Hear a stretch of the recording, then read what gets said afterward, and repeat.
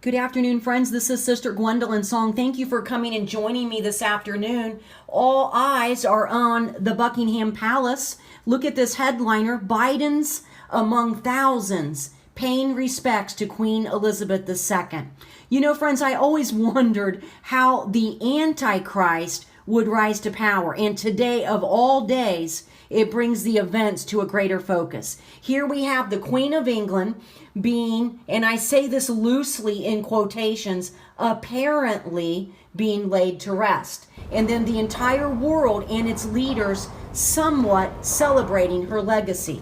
And then we have hecklers outside saying that they are not in favor of imperialism. We have some who have been politely protesting by holding up these white sheets of paper. We have some arrest. And then we have this other issue, a very precarious one. The entire world is glued onto social media to see the Queen's burial. And then we have the King's coronation around the corner, and the prideful, antsy, squirmy Antichrist sitting in the shadows waiting for his turn at royalhood, right? How does the Antichrist watch all of this, friends?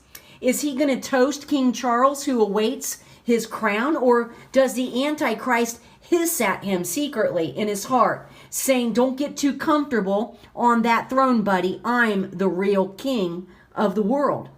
As the Antichrist rises to power, so does his zeal for being worshiped and adored. So it's going to be very interesting to sit back and watch the next phase of this world drama unfolding. And I'm telling you all today, the Antichrist is watching it all. He is the one who wants to be praised. He wants to be the center of attention. He's the one who wants the kings and the presidents and the prime ministers to come and bow at his feet. Make no mistake about it. He is sitting in the shadows and he is salivating for his 7 years of fame. Now, friends, I also want to just give a real quick shout out to those who were sending in some donations for our 2 building projects in Kenya. Seho and I, we really appreciate it. It's an $11,000 to $12,000 building project, and it will provide fresh water to some very needy people. It's going to put some smiles on their faces. And also we're trying to reconstruct a crumbling restroom and shower house. And that project is way overdue. So I just want to say to those of you personally from Seho and I, thank you for loving the poor and standing beside us and standing beside the Lord's work in Kenya. Now, I have 2 just little comments in closing. The first thing I want to comment is, what does the phrase "God save the Queen" really mean? What does she need saving from? Is it predictive programming? Could it be that she is going to come back in another fashion? Perhaps they saved her DNA like they did Nimrods or Akhenaten's.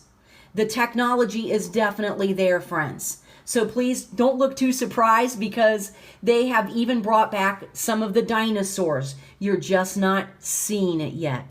"God save the Queen" actually is a standard phrase of patriotism. It's a national or a royal anthem in most British Commonwealth realms and in their territory. So, you know, there's a little bit of history, but I also believe it is very powerful wordplay. And then secondly, how will Queen Elizabeth II play an integral part, whether dead or alive, in the global alien disclosure by the elitist? I want you to think about that. Only time will tell. God has all of these kings and queens on his calendar, friends, and he knows when they're going to rise. He knows when they fall, because Jesus Christ is on the throne and he is truly in control of what is going on this earth. He's going to have his way with mankind. He's going to have his way with the fallen angels at the conclusion of this age. So I want to encourage you today, keep your eyes looking up.